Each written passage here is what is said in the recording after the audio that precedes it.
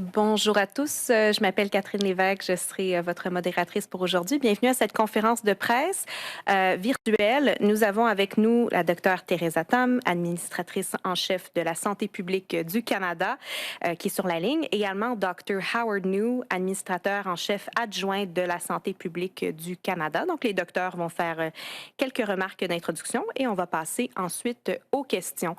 Donc c'est au docteur, à vous. Au revoir. Merci beaucoup. Bonjour à toutes et à tous. While COVID-19 is still circulating across the country, current disease activity indicators, from daily reported cases to laboratory test positivity, indicate decreasing transmission in many areas.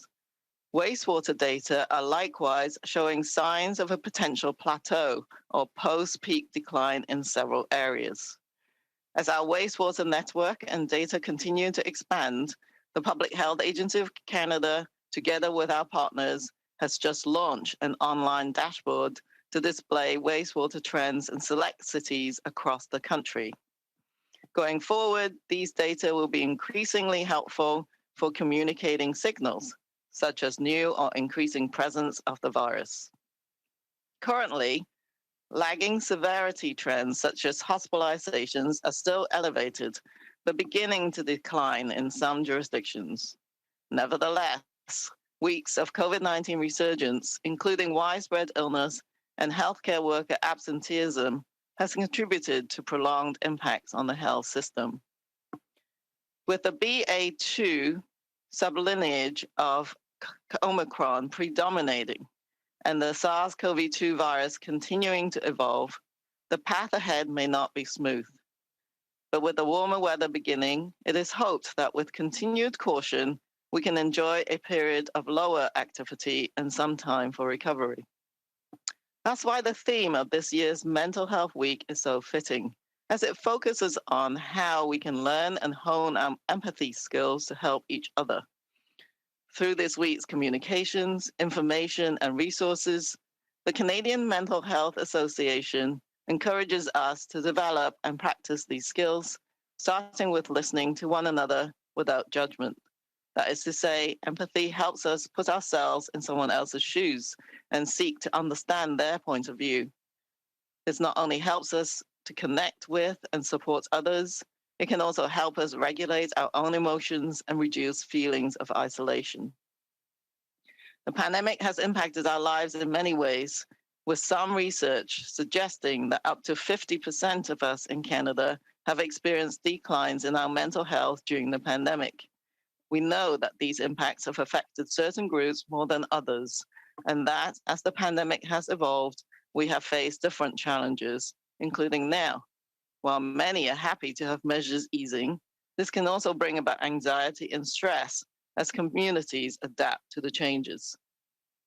At this time, as throughout the pandemic, Wellness Together Canada continues to offer confidential virtual mental health and substance use resources and supports to people of all ages in Canada. To date, almost 2.3 million people across Canada have used these supports, which are offered at no cost, 24 hours a day, 7 days a week. When it comes to mental health, every action counts. I urge all people in Canada to do what they can to support their own mental health and well-being and that of their family and friends. Practicing empathy through an act of kindness for someone can go a long way, and together we can all help to create positive change in our schools, workplaces, and communities. Although we may experience further ups and downs in the COVID-19 trajectory going forward, maintaining a vaccine plus approach can keep us prepared and better protected. This means remaining aware of COVID-19 activity in your local area and continuing to take personal precautions like staying at home if you're symptomatic or test positive, improving ventilation, and continuing to wear a mask in shared indoor or crowded spaces when with people you don't live with. Always at the core of Vaccine Plus is staying up to date with all the vaccine doses recommended for you. That means a primary series of COVID-19 vaccines for everyone 5 years of age or older, and booster doses as recommended for those aged 12 years or older. As we resume more activities and connections in Canada and globally, other serious infectious diseases such as influenza and measles are making a comeback. Canada is reporting increased influenza activity in recent weeks, and the World Health Organization have reported a 79% increase in worldwide measles cases in the first 2 months of this year compared to the same time last year. As these are vaccine-preventable diseases, delayed or missed vaccinations during the pandemic in particular is a key factor in these rising disease trends. No matter what our age, we need to keep vaccinations up to date throughout our lives. Make prevention part of your health plan by checking in with your health provider or local healthcare resources. Thank you.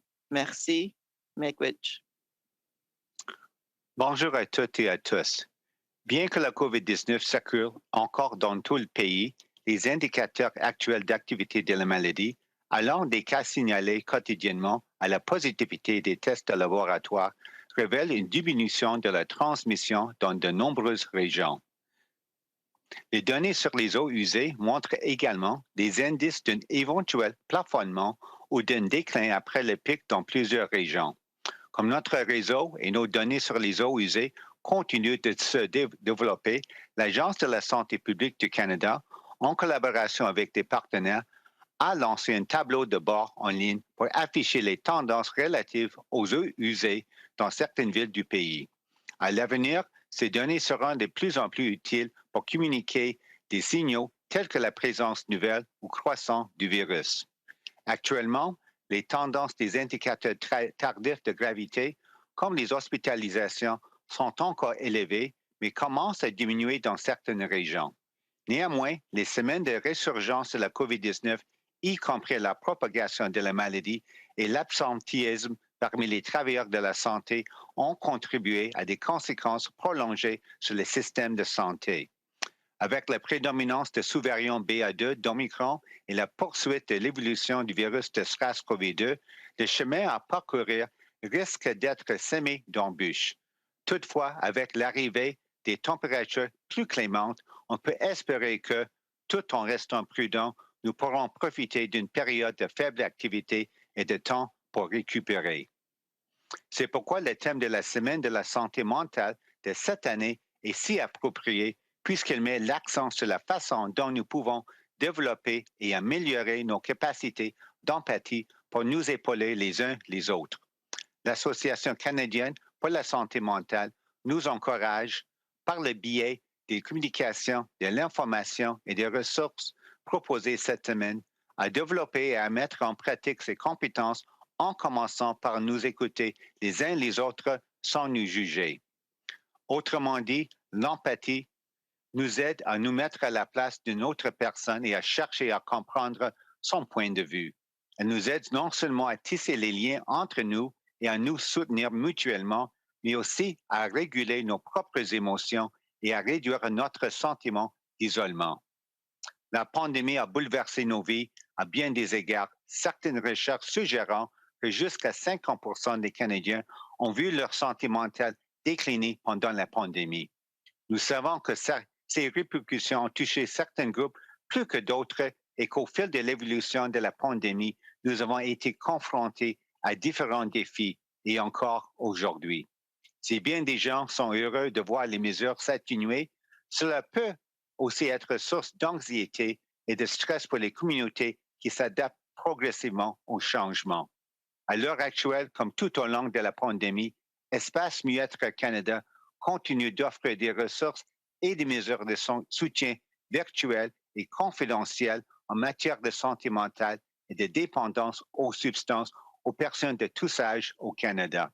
À ce jour, près de 2,3 millions de personnes au Canada ont utilisé ces ressources qui sont offertes gratuitement 24 heures par jour, 7 jours par semaine. En santé mentale, tous les gestes comptent. J'encourage tous les Canadiens à faire ce qu'ils peuvent pour favoriser leur propre santé mentale et leur bien-être, ainsi que ceux de leur famille et de leurs amis. Faire preuve d'empathie en posant un geste de bienveillance envers quelqu'un peut aider énormément. Et ensemble, nous pouvons tous contribuer à créer des changements positifs dans nos écoles, nos lieux de travail et nos communautés. Si la trajectoire de la COVID-19 risque de nous faire connaître encore des hauts et des bas à l'avenir, le maintien d'une approche vaccination plus peut nous permettre de rester préparés et mieux protégés.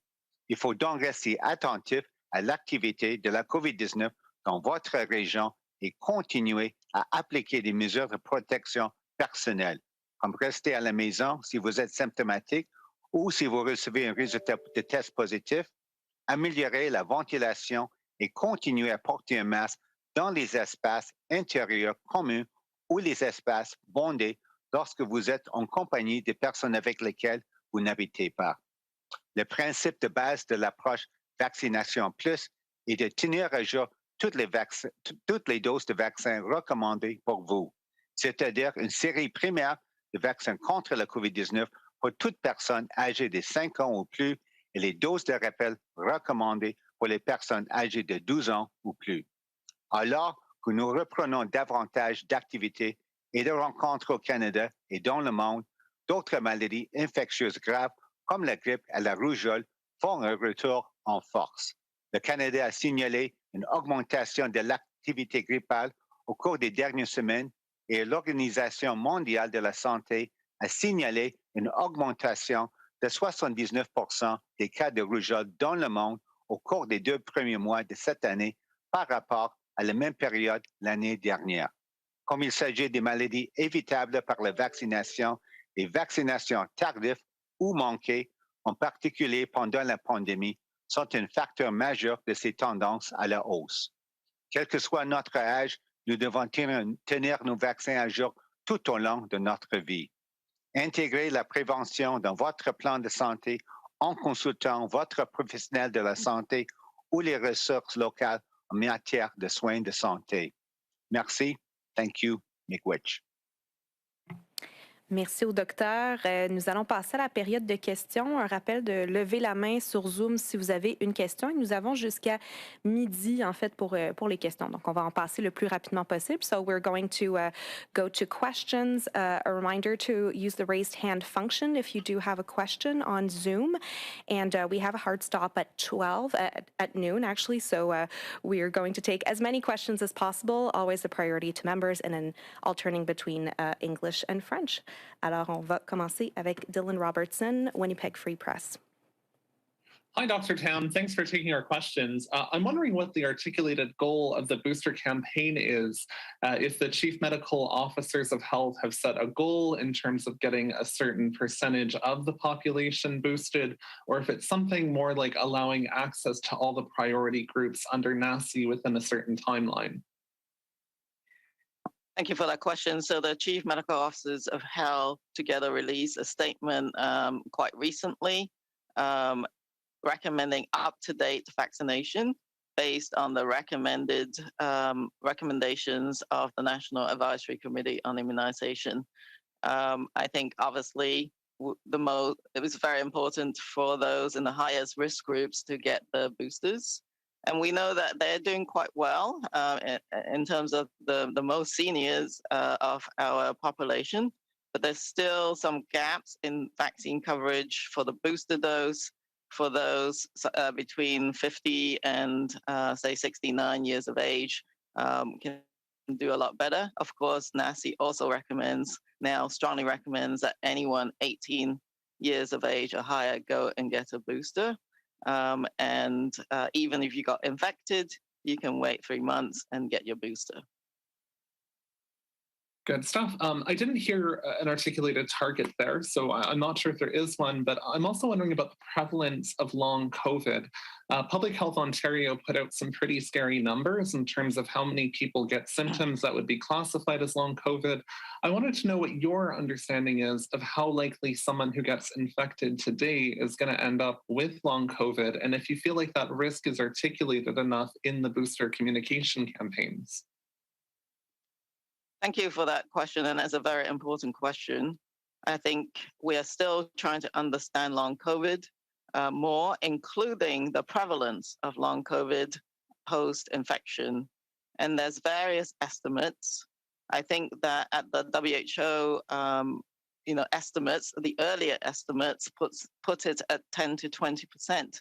But we know that more recent estimates have put it at maybe as high as 50% for those who have been infected with COVID-19. We also don't understand enough, perhaps, about how the different variants can impact long COVID. So there's much research remains to be done. So one of the first things that the Public Health Agency, together with Statistics Canada, is doing is a survey that's ongoing right now to try and get a much broader population level view of the prevalence of long COVID or post-COVID condition. The CIHR is launching or has been doing supporting research, and also got some recent support in the recent budget of $20 million to continue doing more research in this area.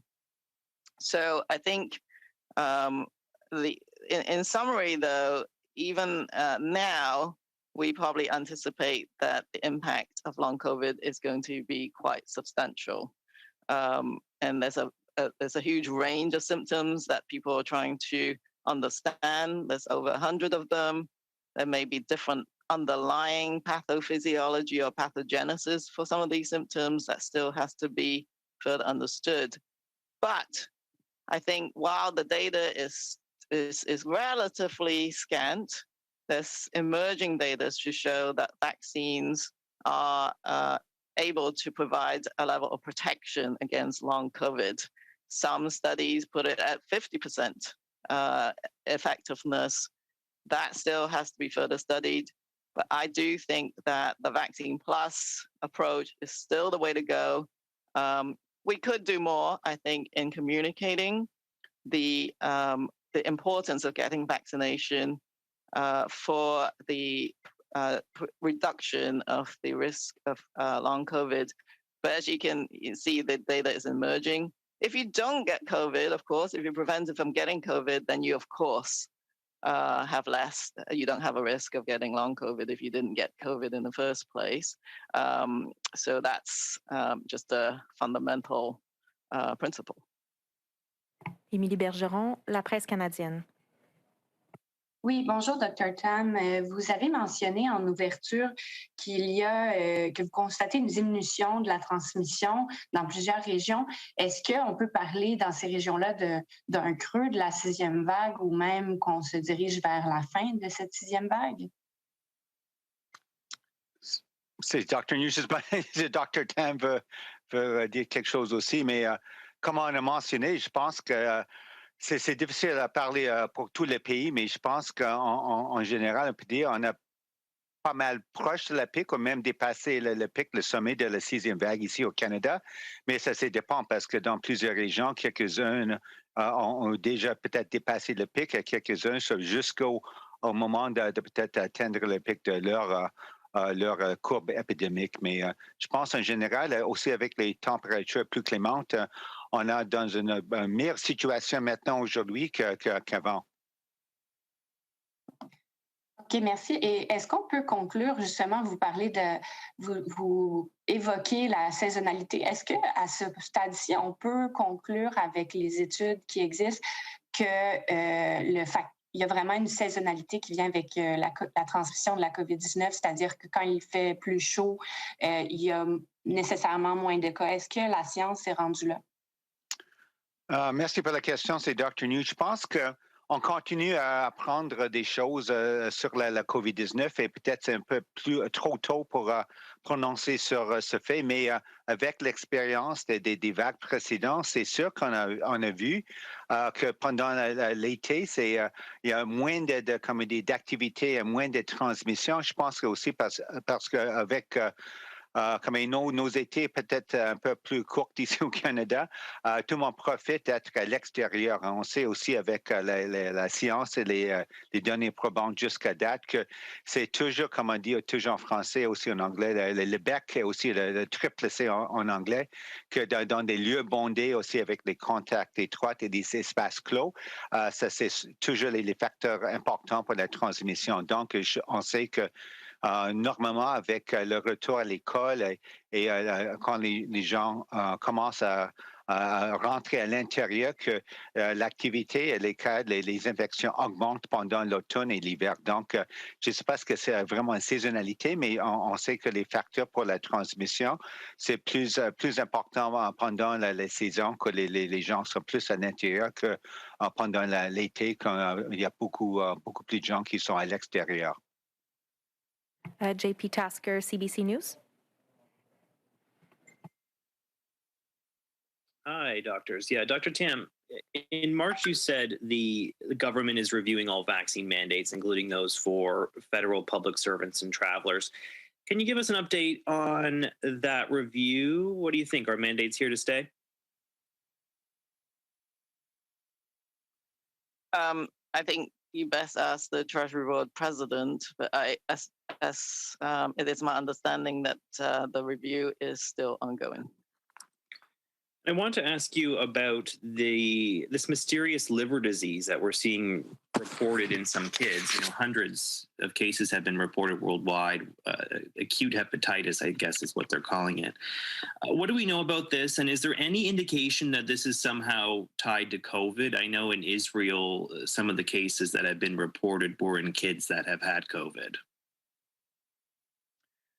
Yes, this is something that globally, there's been some signals of hepatitis cases occurring in children that we've been made aware of for sure.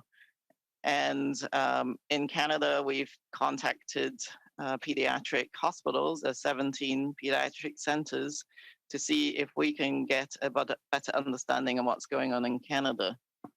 Overall, I think we're still at the investigation stage of trying to figure out whether any of these cases are indeed linked at all. There's always been hepatitis and some severe cases of hepatitis in children, pre-pandemic, and one would expect post-pandemic as well.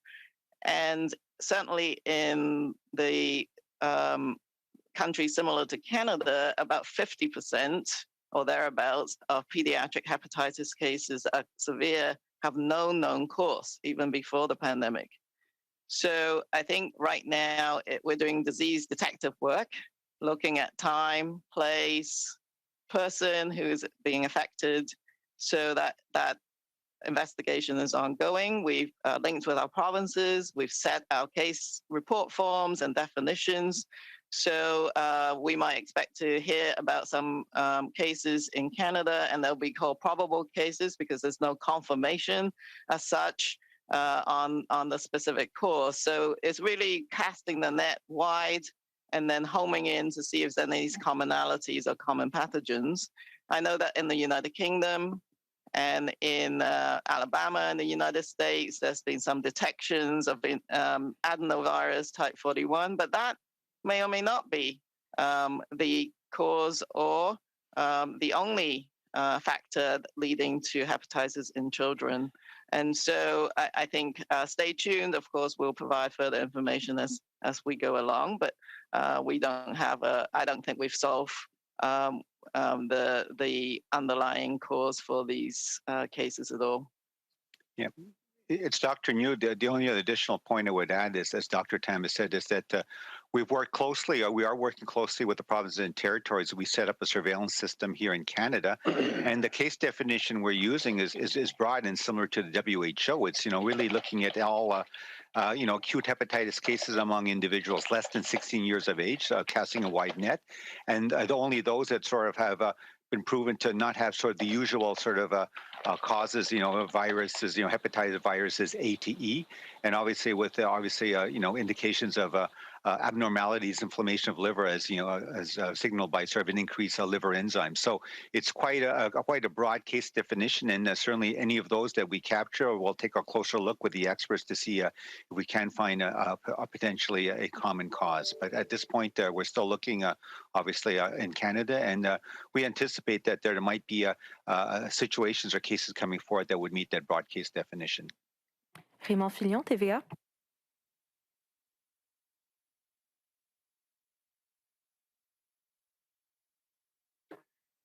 Bonjour, Dr. Njoo. Merci de prendre nos questions. Avec l'annonce du Québec cette semaine, dans quelques jours, toutes les provinces au Canada auront levé l'obligation de porter le masque dans presque tous les lieux publics. Qu'en est-il du fédéral? Qu'attend le fédéral pour faire la même chose? Merci pour la question. Comme Dr. Tam a constaté, c'est un enjeu actuel et c'est le Conseil des trésors qui continue à faire leur analyse et je pense on va peut-être prononcer sur peut-être la politique à l'échelle fédérale, mais d'après moi, on a répété à plusieurs reprises que même s'il y a un mandat ou non dans une province ou territoire, dans une région, n'importe où au Canada, je pense que le port de masque, c'est une mesure de protection individuelle qui c'est important. Et si on se trouve dans un lieu bondé, un espace clos aussi avec un contact étroit avec d'autres personnes qui ne font pas partie de votre ménage, c'est très important, peut-être comme une mesure de protection individuelle, mais une autre considération, c'est pas seulement pour se protéger, mais aussi pour aussi considérer peut-être les autres personnes peut-être vulnérables, immunodéprimées, et c'est aussi un geste, d'après moi, pour aussi respecter, aussi protéger les autres. Donc oui, je comprends qu'il y a une étude du cas qui est actuellement faite par le Conseil du Trésor, mais vous, en tant que médecin fédéral, en tant que scientifique, pouvez-vous nous dire à quel moment on peut penser, qu'est-ce que ça va prendre pour que ce soit enlevé dans les transports et dans les édifices fédéraux, comme le Parlement, par exemple? Quand seriez-vous prêt, vous, à recommander que le port du masque ne soit plus obligatoire? Merci.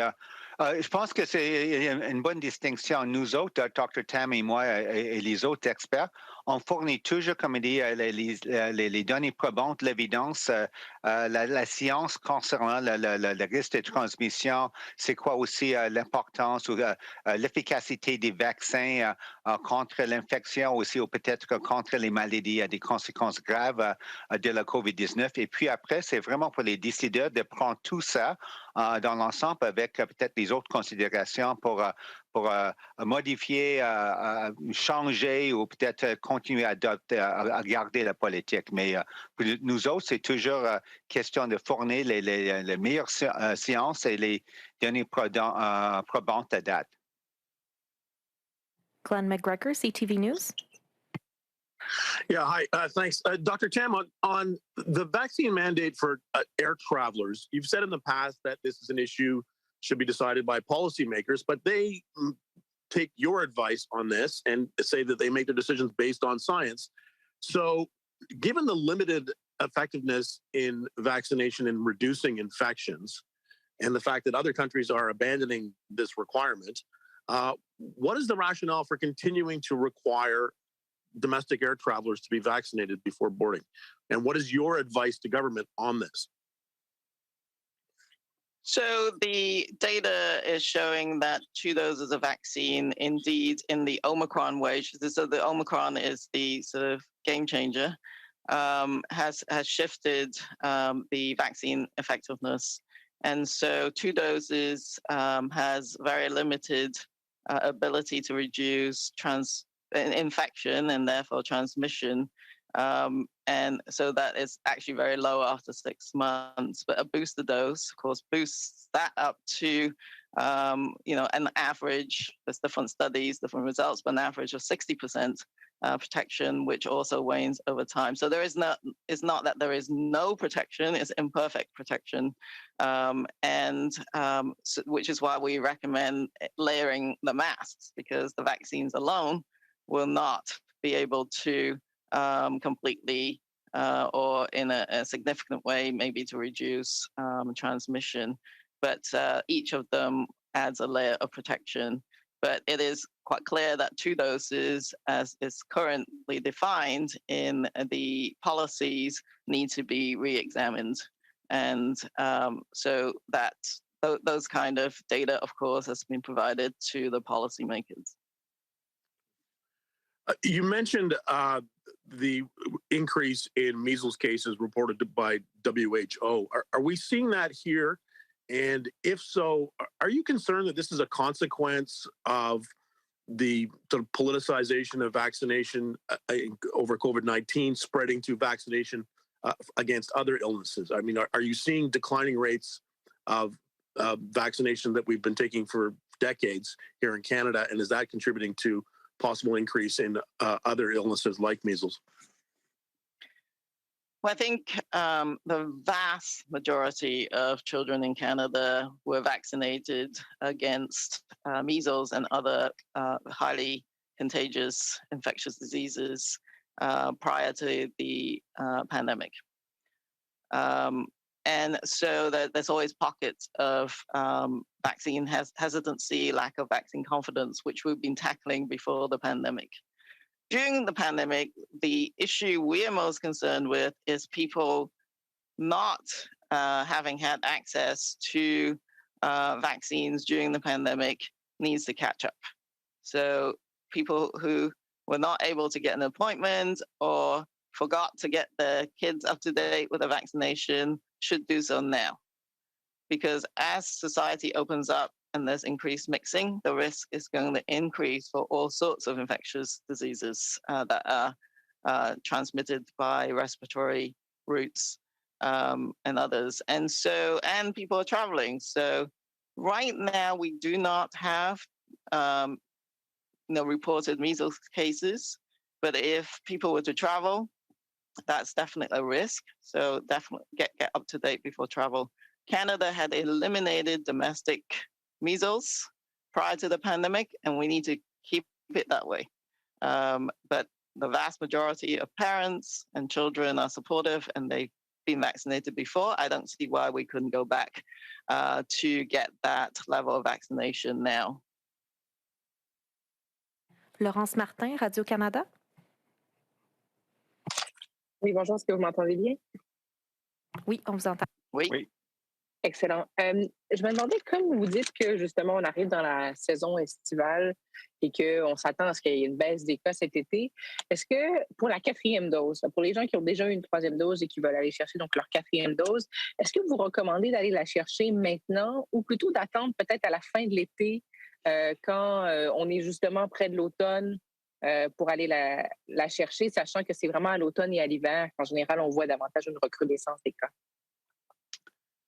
C'est Dr. Njoo. Merci pour la question. C'est une bonne question. Je pense qu'en fin de compte, c'est toujours, comme il dit, une décision personnelle. Je pense que chaque personne doit peut-être avoir une bonne discussion avec une professionnelle de la santé parce que nous autres, si on parle à l'échelle de la population, notre comité consultatif national de l'immunisation on a déclaré c'est quoi les groupes admissibles pour une dose de rappel et on parle toujours que c'est important pour tout le monde si on est admissible de recevoir une dose de rappel et maintenant même pour les populations plus vulnérables, peut-être c'est une bonne idée, même, comme on dit, une 4e dose si on est très âgé avec peut-être des autres conditions et vous êtes plus à risque. Mais je pense que c'est quelque chose, c'est aussi quelque chose à discuter, mais je pense que finalement, c'est souligner l'importance de la vaccination et toujours être à date, on dit, à jour avec les vaccinations. Je pense que si on parle d'une 4e dose, je pense qu'il faut aussi parler du fait qu'il existe encore, je pense, peut-être 4-5 millions de personnes admissibles au Canada qui n'ont pas complété, même reçu peut-être une première dose pour compléter leur série primaire qui sont admissibles pour la vaccination. Donc, je pense qu'il faut encore faire de travail pour assurer que tout le monde a reçu au moins la 3e dose, peut-être si on est admissible, parce qu'on recommande en général tous les adultes de 18 ans et plus en général de recevoir une dose de rappel. C'est sûr que c'est plus important pour les personnes plus âgées, plus vulnérables, mais pour une 4e dose, je pense que c'est aussi quelque chose à discuter, mais on regarde parce qu'il y a quelques mois jusqu'à l'automne et c'est sûr que peut-être avec l'évolution, avec les variants, je sais aussi que les compagnies pharmaceutiques continuent à peut-être faire des expériences, peut-être même modifier leur vaccin pour l'automne, peut-être plus visé contre les variants. Ça, c'est le futur. On n'a pas une boule de cristal, donc je pense pour l'instant, c'est toujours important de peut-être assurer qu'on a une bonne couverture vaccinale pour une troisième dose. Et pour une quatrième dose, oui, si on est admissible, sûrement, c'est important de peut-être discuter avec votre médecin et peut-être si vous êtes admissible, c'est toujours une bonne idée de toujours être à jour avec la vaccination. OK. En tout respect, je trouve ça un petit peu mélangeant parce que c'est une question que je me fais poser souvent, puis je me demande juste, puis Dr Tam aussi, je ne sais pas si vous voulez intervenir par rapport à ça, mais j'essaie juste de comprendre, est-ce que quelqu'un qui est, par exemple, disons, qui n'est pas vulnérable en ce moment-là, qui n'est pas très âgé, qui n'est pas, qui est pas immunosupprimé, est-ce que cette personne-là doit, par exemple, au Québec, la quatrième dose, on peut aller la chercher? Est-ce que cette personne doit aller la chercher tout de suite ou elle doit attendre à la fin de l'été pour aller la chercher? Je ne sais pas, Dr. Tam, peut-être si vous voulez ajouter. Moi, je pense que c'est toujours important, le couverture vaccinale pour une troisième dose. Quatrième dose, je sais, le Québec rend plus accessible à la population au Québec de recevoir une quatrième dose. C'est sûr qu'avec une quatrième dose, on peut avoir, comme on dit, une augmentation des anticorps pour un bout de temps, peut-être pour mieux protéger contre l'infection. Et aussi, c'est toujours même avec une troisième dose, c'est un bon niveau de protection contre les conséquences graves. Et peut-être même avec une quatrième dose, ça peut augmenter un peu plus. Mais on sait que l'immunité, la protection des vaccins, c'est diminue avec le temps. Donc, c'est quelque chose, peut-être que ça donne peut-être un peu plus de protection pour un bout de temps, mais en automne, on sera encore peut-être, comme on dit, plus vulnérable pour les variants qui peut-être vont être émergents en automne et peut-être on va parler d'une autre dose rappel ou peut-être un autre vaccin plus visé contre les variants. Laura Osman, Canadian Press.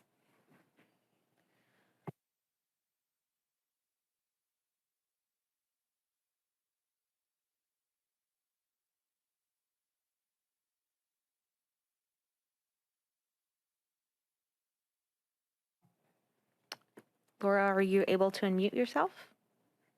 Yeah, sorry about that. Good morning, doctors. I wanted to follow up on what my colleague Dylan was asking about long COVID. You mentioned that there is a survey to try to figure out how widespread this issue is. What are the difficulties in identifying these people in the healthcare system itself that we're not able to get those numbers directly from our health systems in the same way that we do with COVID cases, for example? Thank you for the question. I think getting a broader representative snapshot is a really good methodology. I think it should be used alongside other methods of case ascertainment. I think given there's a number of clinics that are being stood up to pay particular attention in a multidisciplinary way to serve patients with long COVID, those are also centers where information about the cases could come forth. But I think this just adds another methodology to help us gain a broader and better look. But I think each of those methods are supplementary. But of course, long COVID symptoms can be quite broad and non-specific. And so depending on the questions and the questionnaires, you might elicit different answers. So I think that's part of it too. And the survey itself was designed to not just get at this particular question, but to take another snapshot of the actual seroprevalence in the population and being able to unpack other disaggregated information, such as, of course, geographic location, but it may help us understand whether there are subpopulations that might be more impacted than others as well. That's great. I'm also curious about the implications for individuals who might have a hard time identifying whether they have long COVID, particularly if they never received, a PCR test or even a rapid test result, and whether that might have implications for things like filing claims for health coverage or time off work or that sort of thing. The fact that this is difficult to identify, what are some of the implications of that? Well, I think as all things public health, these are very complex issues. And I think the points that you brought up are very understandable.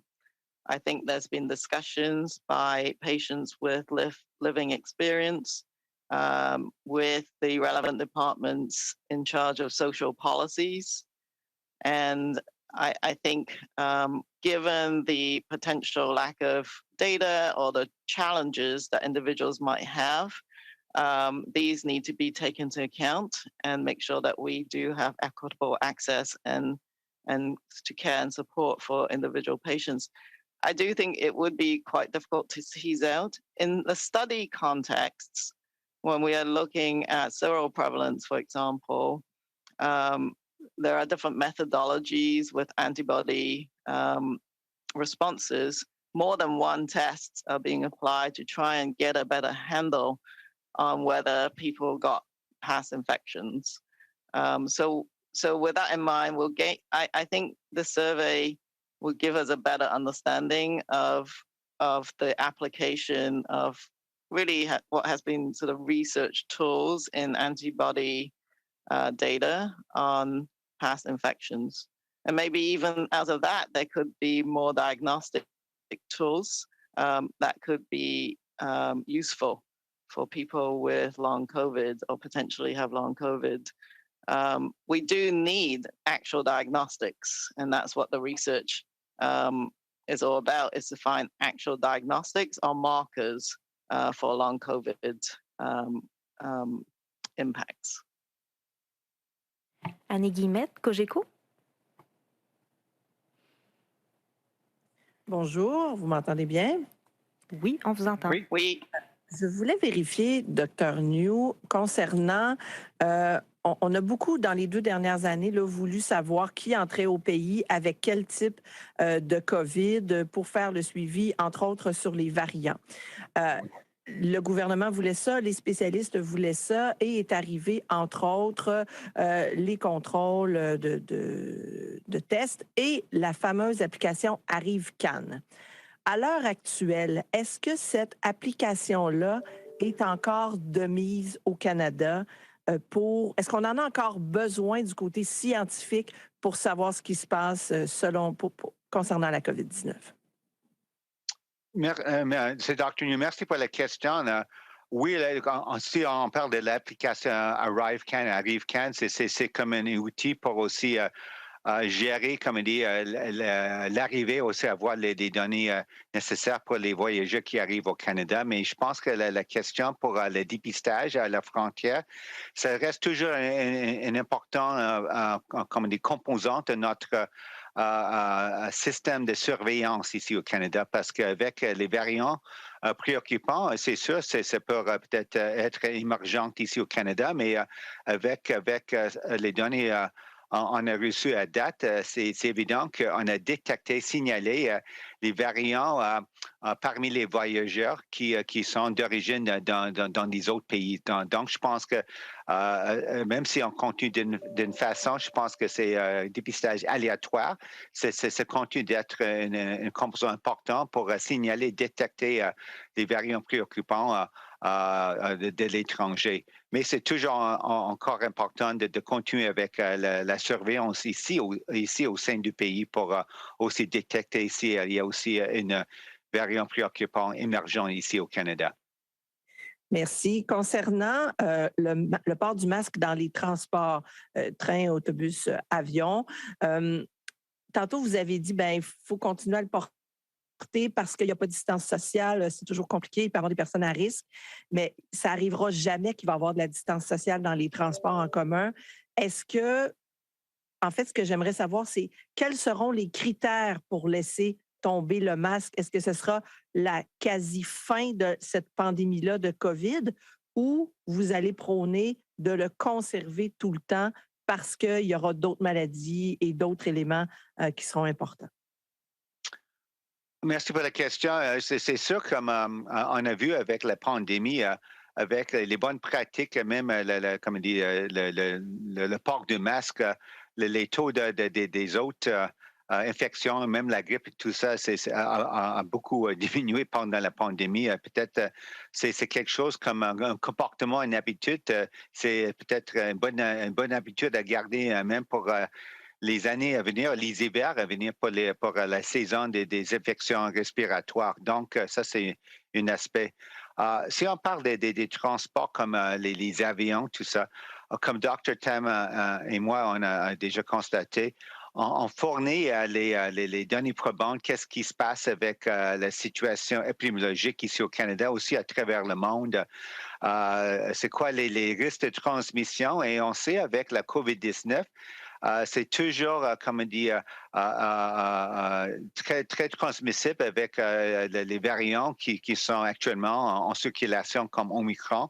Donc, c'est toujours important d'avoir plusieurs couches de protection. C'est sûr que les vaccins donnent une bonne couche de protection, mais comme Dr. Tam a aussi dit aujourd'hui, l'efficacité contre l'infection, c'est pas 100%. Donc, les autres couches de protection, comme le port de masque, si on est dans un espace clos avec des autres étrangers pour un bout de temps, c'est quelque chose qui a une certaine efficacité, mais la décision, la politique, c'est vraiment pour les décideurs. Dr. Tam et moi, on fournit l'évidence scientifique, les données probantes concernant le mode de transmission, les risques de transmission, l'efficacité des vaccins.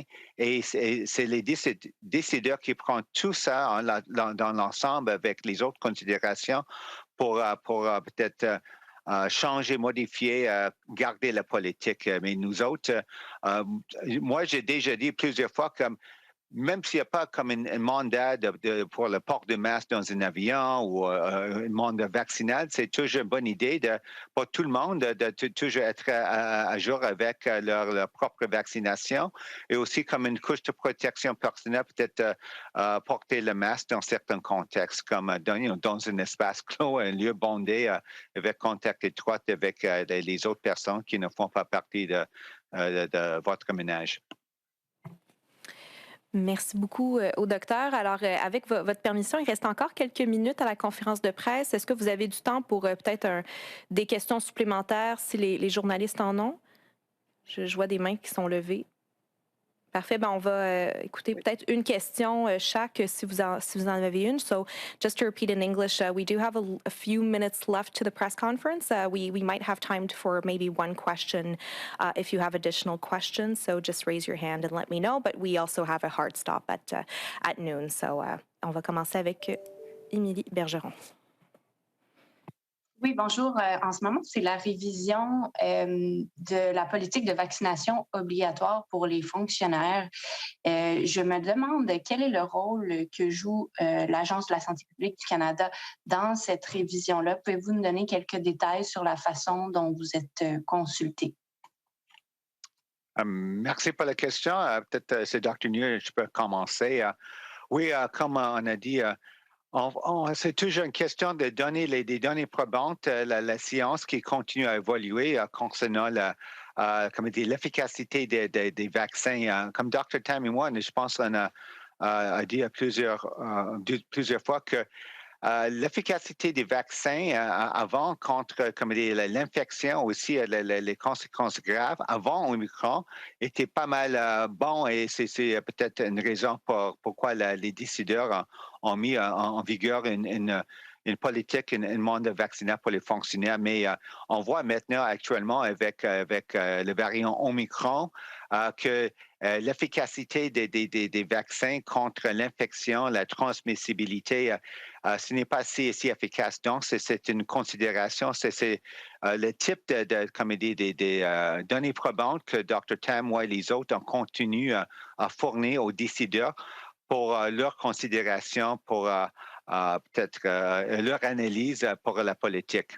Mais c'est sûr que un point important, on a dit que les vaccins maintenant, même avec une série primaire, peut-être c'est peut-être modifié avec une dose de rappel, mais les vaccins en général ne sont pas si efficaces contre l'infection, la transmission contre le variant Omicron comparé aux autres variants avant. Dylan Robertson? Hi, Dr. Tam. The FACT dashboard does not seem to list fourth doses yet. You mentioned last time that fourth doses are starting to outpace the growth in third doses. So I'm wondering what your understanding is of how many fourth doses have been administered and why the information isn't posted on FACT's website yet. I can't answer the last question as to why it's not posted. I think we have most of the information as far as I know. I will have to, I don't have the numbers in front of me, but I have seen them. In some jurisdictions, it takes a bit of time to separate those numbers as to whether they're first, second, third, or fourth dose. I know that sometimes there is a lag, but that information should be available, but I haven't personally checked the website in terms of the gap that you identified, so we'll follow up on that. But yes, fourth doses seem to be some of the responsible for a majority of the increase in vaccine administered in recent weeks. And Glenn McGregor, CTV News. Yeah, just following up my previous question about the vaccine mandate for domestic air travel. You said 2 doses are showing, greatly diminished effectiveness. Are you suggesting that a booster dose, a third or fourth dose, should be considered as a requirement for air travel by the government? I believe the relevant departments are looking at a range of options, and I don't think they've made any decisions on that front. So we've provided that information, but there are many other factors to consider when one is making a policy in terms of feasibility of rollout and many other factors. And I think they should also examine ethical factors, and there's always a balance between the scientific foundation, of course, but there's many other considerations as departments try to figure this out as a matter of policy. But I think from my perspective, I just want to make sure that whichever way this goes, people don't forget that vaccines are important. As provinces lifted their mandates, one of the concerns is that people will suddenly think, oh, well, in that case, we don't have to think about vaccinations. And that has to be really well managed in terms of communications. And our last question is going to Mr. Tasker. Yeah, thanks, doctors. As you might have seen, the U.S. FDA put strict limits on the use of the Johnson & Johnson vaccine today because of the risk of thrombosis with thrombocytopenia. I know you folks aren't the regulator, but what's your opinion on this and the other viral vector shot, AstraZeneca, given what the U.S. regulators have said about them? Yes, I think from a Canadian perspective, there won't need to be any changes, and Health Canada is satisfied right now with the labeling of the vaccine. They don't anticipate any changes following the FDA announcements. This, I think any safety signal must be taken seriously. We've known about thrombosis with thrombocytopenia syndrome for some time. the National Advisory Committee on Immunization in Canada, well over a year ago, had recommended the mRNA vaccine over preferentially compared to Janssen and AstraZeneca vaccine. And one of the key considerations is the rare occurrence of some of these adverse events. So in the Canadian context, in the US, they used, I believe, 8 million doses administered in the United States. In Canada, we had administered 40,000 doses, so a very small number compared to the, I think, now 83 million doses that we've administered in Canada. There's been no cases of this particular clotting syndrome reported in Canada following this small number of doses because it's a rare occurrence, I think. So we don't expect a lot of changes in our recommendations. And this is all the time we have. Ceci met fin à la conférence de presse. Alors, merci encore aux docteurs pour leur disponibilité et puis on vous souhaite une bonne fin de semaine. Thank you very much. Thank you. Thank you. Bonne fin de semaine. Bonne fête des mères. Recording stopped.